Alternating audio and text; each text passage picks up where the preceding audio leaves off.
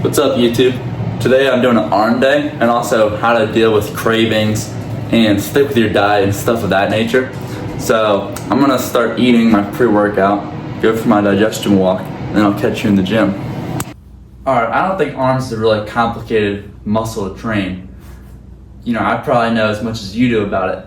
But the one thing I can say is start with whatever your weakest thing is. So for me, it's my peak. My peak is just not very good because I have the long biceps. So I want to work on the peak the most. So I'm going to start with the preacher curls before I get tired. I'm going to go pretty heavy, pretty hard with them. And then the same thing with like the long head. Long head's going to be the first thing I do because it's my weakest point on my arm. So stuff like that, I start heavier, and then as you keep going, like further into the workout, like the second half of it, you just want to do a lot of intensity and volume. It doesn't got to be heavy. Like you could be curling with the 15, even 10 pounds. Just curl weight for 5 minutes straight. You'll get an insane pump, and it does so much more than trying to do heavy weight towards the end when you're out of energy, especially on the cut. That's my biggest piece of advice. Okay, this exercise is gonna look really gimmicky, but this is like honestly the best type of preacher variation you could do at a home gym. So I'm gonna take a dumbbell. It's a weird weight, it's 27 pounds, but it's moderately heavy. Make sure, this is single arm, so make sure you always do your weaker arm first. So you have the bench pretty high angle, I'd say it's about like 60 degrees. You're gonna get down into it, armpit all the way against the top of the pad. You gotta make sure your elbows, it can't be up here, it's gotta be touching down here the whole time. And you're gonna come down here, not all the way like this, you don't want your arms straight, it's how people tear their bicep, but just down to here, right? And then when you go up, you wanna think about bringing your arm as far in an arcing motion as you can, not like short, like thinking about going all the way like up like that, right? So you're here, stabilize, all the way up, squeeze extremely hard, and super slow on the descent. It doesn't mean you can't go heavy with this. It just means really controlled reps with this. So I'm probably gonna get like 8-7 reps here. See how I do.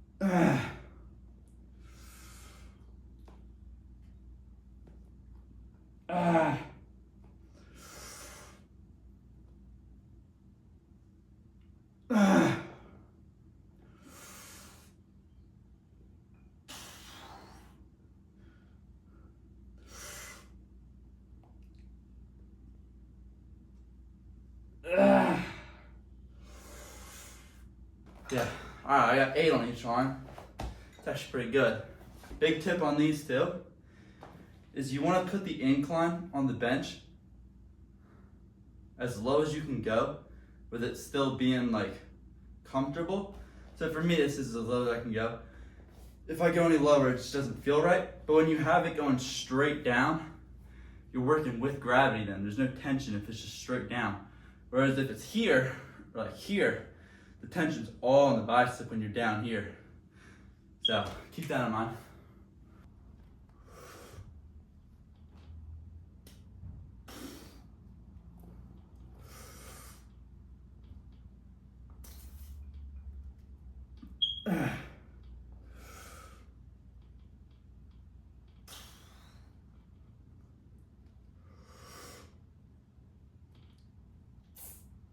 Yeah.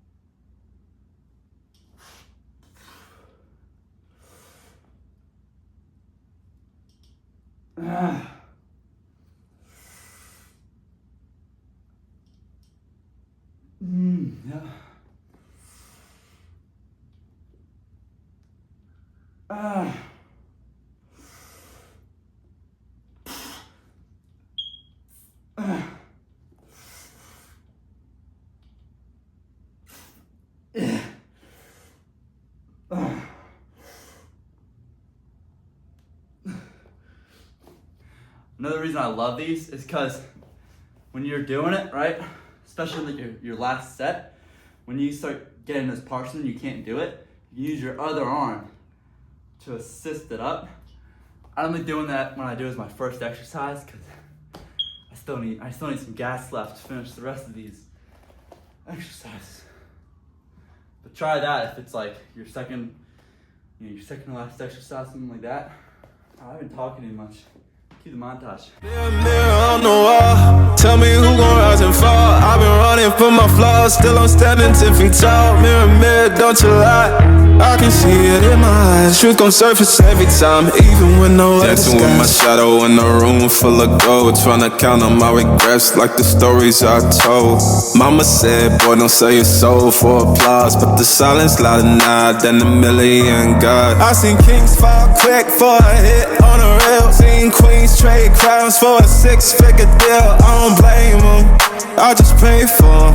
We all one mistake from the cage or the graveyard. Living like a movie, but the credits never roll. They gon' crop you out the frame if you ever lose control. Talk truth, they call it hate, but the fake love louder than an ache. Every scar got a sermon in it, every L got a learning in it.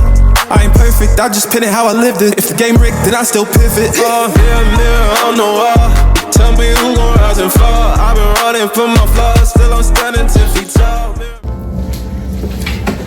Alright, now if you're wondering what I'm wearing, I'd call this the John B shirt, if you watched Outer Banks. I mean, it looks awesome. It makes you look good, right? I mean, I got long arms and it still makes the arms poke through, you know? It's a vibe for the summer. 5 ways to deal with cravings. Number 1, gum. The reason gum is great is because you're chewing on something. Now obviously you're not swallowing it, but just something about having something in your mouth that you're chewing on for, half an hour, 45 minutes. It really helps suppress your appetite. So if you're chewing on something for 45 minutes, you're not gonna think about food because you're literally like chewing something. I've never thought about food while chewing gum. Great way to get by. If you guys are liking this video so far, make sure to subscribe and drop a like and tell me your favorite way to deal with cravings. Next thing is going for a walk. If you're craving something and you feel like you're about to cave in, if you just force yourself to go outside and go for a walk, 1, you're away from any type of food. You're not in the kitchen. 2, walking is just like in the neighborhood. Something about being in nature, like your mind, it'll wander on to other things. You'll stop thinking about food. It's also just like great way to get steps in. Great way to clear the mind. There's so many benefits to walking. Walking's gotta be my favorite thing. I walk probably 4 times a day for like 20 minutes each time. Next thing, this one's gonna sound a little weird, but brushing your teeth. If you just go and brush your teeth when you really want to eat something, you won't feel like you need to anymore. It's like a mental thing. I don't know how it works, but try it next time. Next time you feel like you're about to eat that cookie, you're about to eat that brownie, go brush your teeth.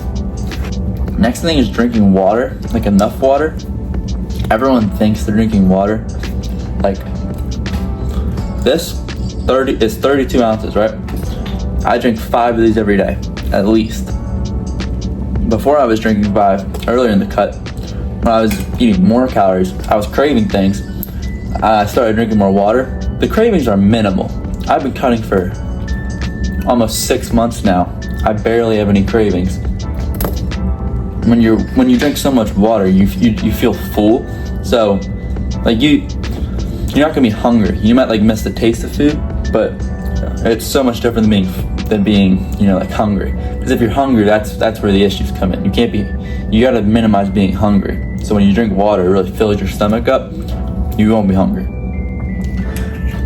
Last thing is your why. You gotta remember your why.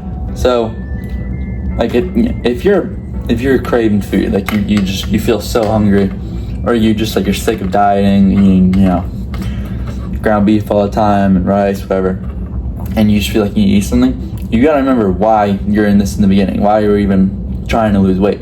It's different for everyone. So like for me, because I want to do a bodybuilding show. So yeah, I can't cheat the diet. I have a deadline. I gotta do it. I have to eat my food. I have to get the macros in. I have to stay under the calories. But for someone, it might just be as simple as they were fat before and they want to have a new life. So you have to break the old habits. You can't give in to it. You gotta build discipline, Yeah, one thing I can say about that, after, I'd say abs. This is me after eating dinner. I'd say I have abs. Abs taste better than any food you will ever eat. Abs taste better than any food you'll ever eat. It sounds so simple, but it's so true. Because when you have a craving and you like feel it and you feel that craving and you eat like a cookie or something, it tastes good in the moment. You're feeling that short-term satisfaction, that dopamine hit, but you're gonna hate that you did that the next day. The next day you're gonna wake up puffy face, bloated, 2 pounds heavier than you were supposed to be. Like it's not worth it at all. Trust me, being lean, like you will enjoy it. All right, it's fun.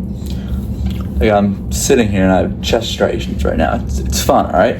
Last thing is just being active. Like if you're hanging out with friends and doing stuff all the time, sleeping over, going to the pool and stuff, you're not gonna be thinking about food because you're doing something. The most dangerous time, craving wise, is when you're by yourself doing nothing. That's the most dangerous time. That's when I personally have given in to cravings the most. It's when I've seen, people like in my family or my friends or whoever, like that's the most dangerous time for sure. So if you can just keep yourself busy, always move, have things to do. That's a great way to not have them. All right, guys, that's gonna be it for today's video. I hope you guys learned some ways to deal with your cravings. These aren't foolproof or anything, but all of it's mental. If you can just remember your why as to why you want to be lean, why you want to cut down that fat, why you want to just even get more in shape, that'll take you so much further than any type of tip or trick someone can teach you online. It's all up here. God bless you all. Have a good day. Thanks for watching. Make sure to hit that subscribe button and the like button. Peace out.